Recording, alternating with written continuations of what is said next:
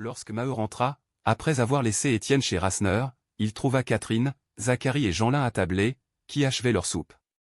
Au retour de la fosse, on avait si faim, qu'on mangeait dans ses vêtements humides, avant même de se débarbouiller, et personne ne s'attendait, la table restait mise du matin au soir, toujours il y en avait un là, avalant sa portion, au hasard des exigences du travail.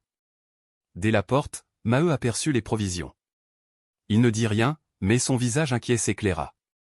Toute la matinée, le vide du buffet, la maison sans café et sans beurre, l'avait tracassé, lui était revenu en élancement douloureux, pendant qu'il tapait à la veine, suffoqué au fond de la taille. Comment la femme aurait-elle fait?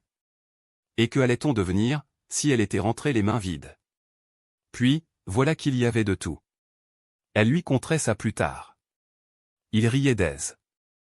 Déjà Catherine et Jeanlin s'étaient levés, prenant leur café debout, tandis que Zacharie, mal rempli par sa soupe, se coupait une large tartine de pain, qu'il couvrait de beurre. Il voyait bien le fromage de cochon sur une assiette, mais il n'y touchait pas, la viande était pour le père, quand il n'y en avait que pour un. Tous venaient de faire descendre leur soupe d'une grande lampée d'eau fraîche, la bonne boisson claire des fins de quinzaine. « Je n'ai pas de bière, dit la Maheude, lorsque le père se fut attablé à son tour. J'ai voulu garder un peu d'argent. Mais, si tu en désires, la petite peut courir en prendre une pinte. » Il la regardait, épanoui. Comment? Elle avait aussi de l'argent. Non, non, dit-il. J'ai bu une chope, ça va bien. Et Maheu se mit à engloutir, parlant de cuillerée, la pâtée de pain, de pommes de terre, de poireaux et d'oseille, enfêtés dans la jatte qui lui servait d'assiette. La Maheude, sans lâcher Estelle, aidait Alzire à ce qu'il ne manquât de rien, poussait près de lui le beurre et la charcuterie, remettait au feu son café pour qu'il fût bien chaud. Cependant, à côté du feu, le lavage commençait, dans une moitié de tonneau, transformé en baquet. Catherine, qui passait la première, l'avait empli d'eau tiède et elle se déshabillait tranquillement, ôtait son béguin, sa veste, sa culotte, jusqu'à sa chemise, habituée à cela depuis l'âge de 8 ans, ayant grandi sans y voir du mal. Elle se tourna seulement, le ventre au feu, puis se frotta vigoureusement avec du savon noir. Personne ne la regardait, Lénore et Henri eux-mêmes n'avaient plus la curiosité de voir comment elle était faite. Quand elle fut propre, elle monta toute nue l'escalier, laissant sa chemise mouillée et ses autres vêtements, en tas, sur le carreau. Mais une querelle éclatait entre les deux frères, Jeanlin s'était hâté de sauter dans le baquet, sous le prétexte que Zacharie mangeait encore, et celui-ci le bousculait, réclamait son tour, criait que s'il était assez gentil pour permettre à Catherine de se tremper d'abord, il ne voulait pas avoir la rinsure des galopins, d'autant plus que, lorsque celui-ci avait passé dans l'eau, on pouvait en remplir les encriers de l'école. Ils finirent par se laver ensemble, tourner également vers le feu, et ils s'entraidèrent même, ils se frottèrent le dos. Puis, comme leur sœur, ils disparurent dans l'escalier, tout nus. En font-ils un gâchis? Murmurait la Maheude, en prenant par terre les vêtements pour les mettre sécher. Alzire, éponge un peu, hein. Mais un tapage, de l'autre côté du mur, lui coupa la parole. C'étaient des jurons d'hommes, des pleurs de femmes, tout un piétinement de bataille, avec des coups sourds qui sonnaient comme des heurts de courge vides. La Levaque reçoit sa danse, constata paisiblement Maheu, en train de racler le fond de sa jatte avec la cuillère. C'est drôle, Bouteloup prétendait que la soupe était prête. Ah! Oui, prête, dit la Maheude, j'ai vu les légumes sur la table, pas même épluchés. Les cris redoublaient, il y eut une poussée terrible qui ébranla le mur, puis un grand silence tomba. Alors, le mineur, en avalant une dernière cuillerée, conclut d'un air de calme justice, si la soupe n'est pas prête, ça se comprend. Et, après avoir bu un plein verre d'eau, il attaqua le fromage de cochon. Il en coupait des morceaux carrés, qu'il piquait de la pointe de son couteau et qu'il mangeait sur son pain, sans fourchette. On ne parlait pas, quand le père mangeait. Lui-même avait la faim silencieuse, il ne reconnaissait point la charcuterie habituelle de Maigrat, ça devait venir d'ailleurs, pourtant, il n'adressait aucune question à sa femme. Il demanda seulement si le vieux dormait toujours, là-haut. Non, le grand-père était déjà sorti, pour son tour de promenade accoutumé. Et le silence recommença. Mais l'odeur de la viande avait fait lever les têtes de Lénore et d'Henri, qui s'amusaient par terre à dessiner des ruisseaux avec l'eau répandue. Tous deux vinrent se planter près du père, le petit en avant. Leurs yeux suivaient chaque morceau, le regardaient plein d'espoir partir de l'assiette, et le voyaient d'un air consterné s'engouffrer dans la bouche. À la longue, le père remarqua le désir gourmand qui les pâlissait et leur mouillait les lèvres. Est-ce que les enfants en ont eu, demanda-t-il. Et, comme sa femme hésitait, tu sais, je n'aime pas ces injustices. Ça m'ôte l'appétit, quand ils sont là, autour de moi, à mendier un morceau. Mais oui, ils en ont eu. S'écria-t-elle, en colère. Ah bien. Si tu les écoutes, tu peux leur donner ta part et celle des autres, ils s'empliront jusqu'à crever. N'est-ce pas, Alzire, que nous avons tous mangé du fromage? Bien sûr, maman, répondit la petite bossue, qui, dans ces circonstances-là, mentait avec un aplomb de grande personne. Lénore et Henri restaient immobiles de saisissement, révoltés d'une pareille menterie, eux qu'on fouettait, s'ils ne disaient pas la vérité. Leur petit cœur se gonflait, et ils avaient une grosse envie de protester, de dire qu'ils n'étaient pas là, eux, lorsque les autres en avaient mangé. Allez-vous-en donc? Répétait la mère, en les chassant à l'autre bout de la salle. Vous devriez rougir d'être toujours dans l'assiette de votre père. Et, s'il était le seul à en avoir, est-ce qu'il ne travaille pas, lui? Tandis que vous autres, tas de vauriens, vous ne savez encore que dépenser. Ah! Oui, et plus que vous n'êtes gros. Maheu les rappela. Il assit Lénore sur sa cuisse gauche, Henri sur sa cuisse droite, puis, il acheva le fromage de cochon, en faisant la dînette avec eux. Chacun sa part, il leur coupait des petits morceaux. Les enfants, ravis, dévoraient. Quand il eut fini, il dit à sa femme, « Non, ne me sers pas mon café.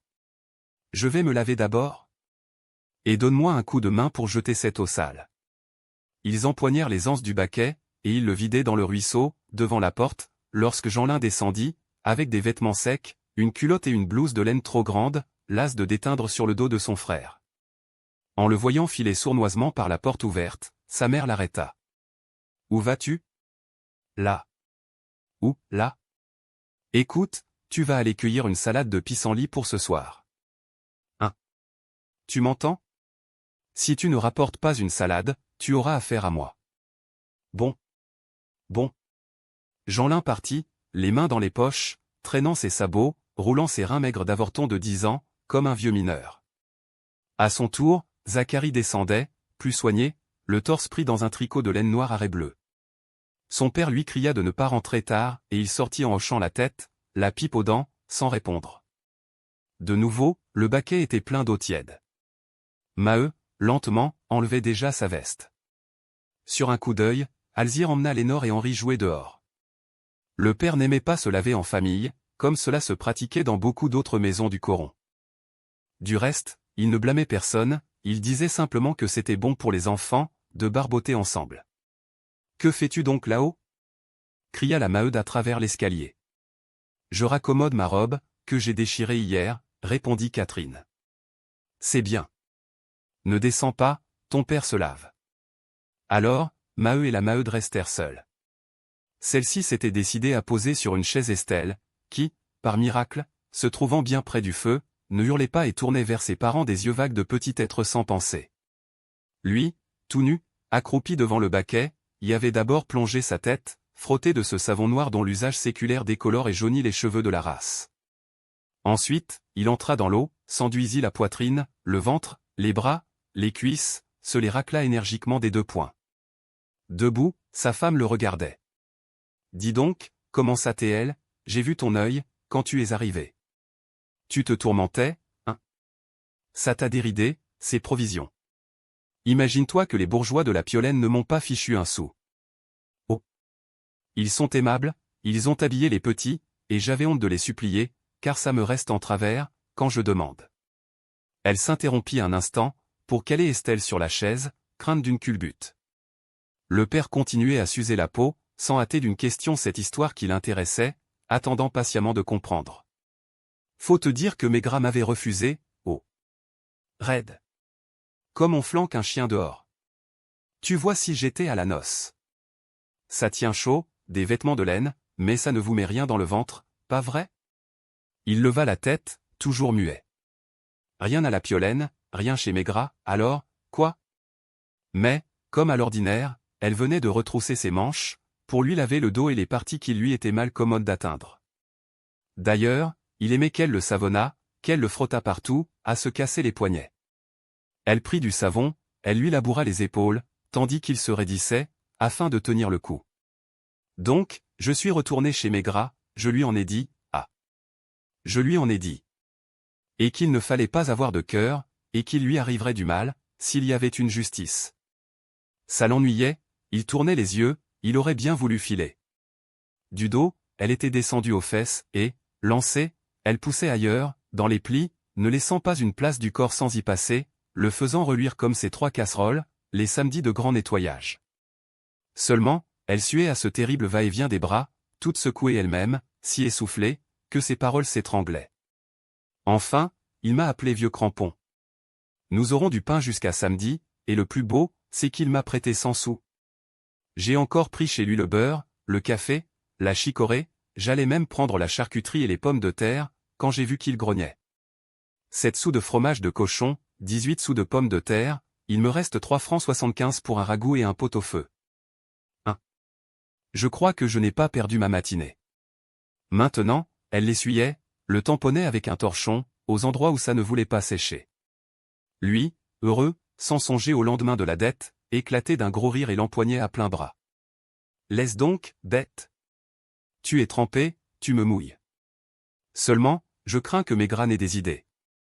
Elle allait parler de Catherine, elle s'arrêta. À quoi bon inquiéter le père?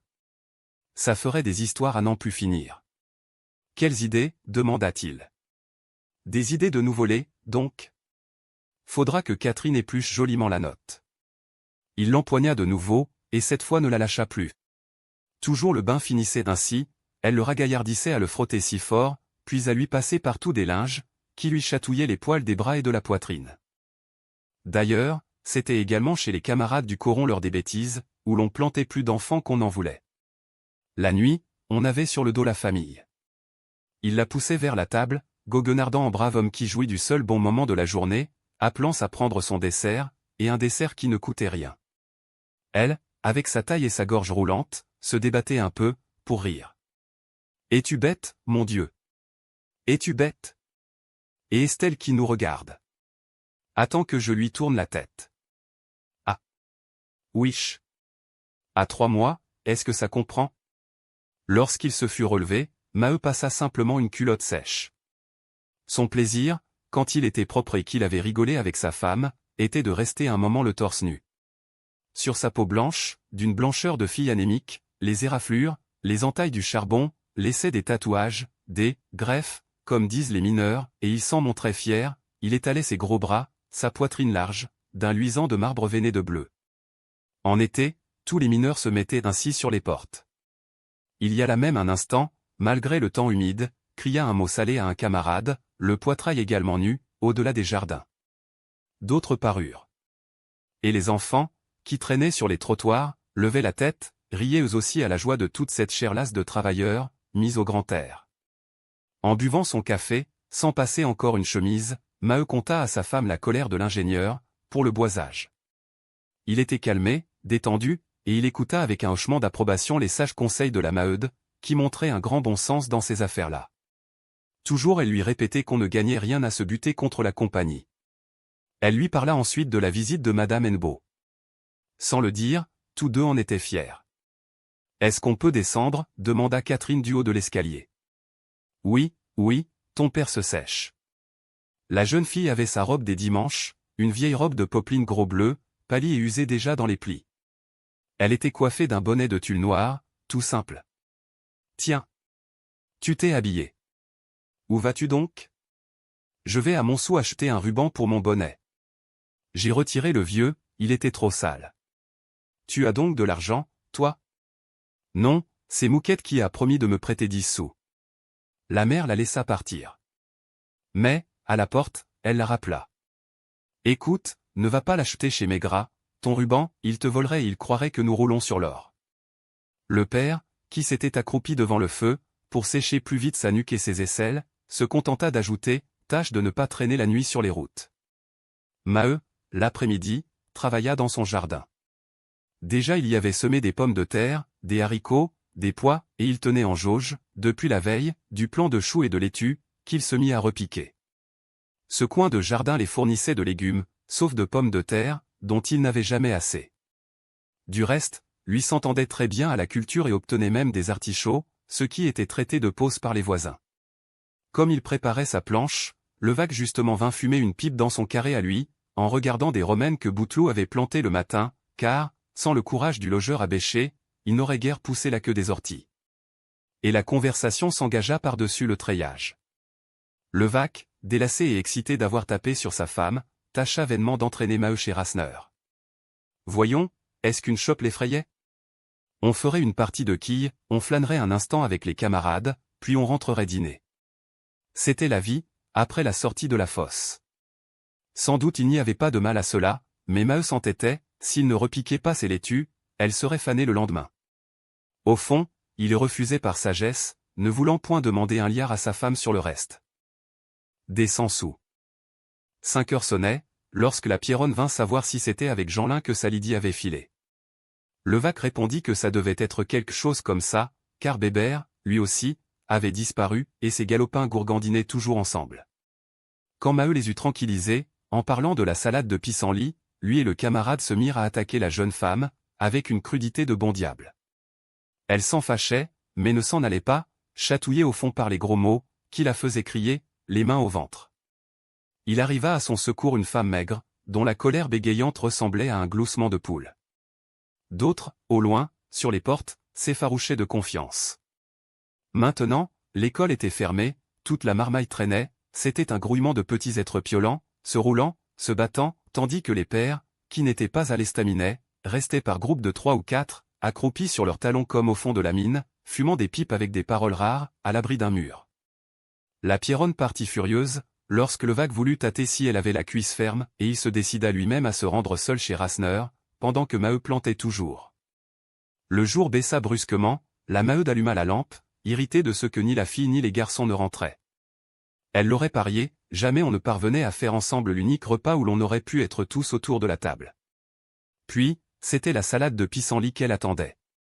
Qu'est-ce qu'il pouvait cueillir à cette heure, dans ce noir de four, le bougre d'enfant? Une salade accompagnerait si bien la ratatouille qu'elle laissait mijoter sur le feu, des pommes de terre, des poireaux, de l'oseille, fricassés avec de l'oignon frit. La maison entière le sentait, l'oignon frit, cette bonne odeur qui rend si vite et qui pénètre les briques des corons d'un empoisonnement tel, qu'on les flaire de loin dans la campagne, à ce violent fumet de cuisine pauvre. Maheu, quand il quitta le jardin, à la nuit tombée, s'assoupit tout de suite sur une chaise, la tête contre la muraille. Dès qu'il s'asseyait, le soir, il dormait. Le coucou sonnait 7 heures, Henri et Lénore venaient de casser une assiette en s'obstinant à aider Alzire, qui mettait le couvert, lorsque le père Bonnemort rentra le premier, pressé de dîner et de retourner à la fosse. Alors, la Maheude réveilla Maheu. Mangeons, tant pis. Ils sont assez grands pour retrouver la maison. L'embêtant, c'est la salade.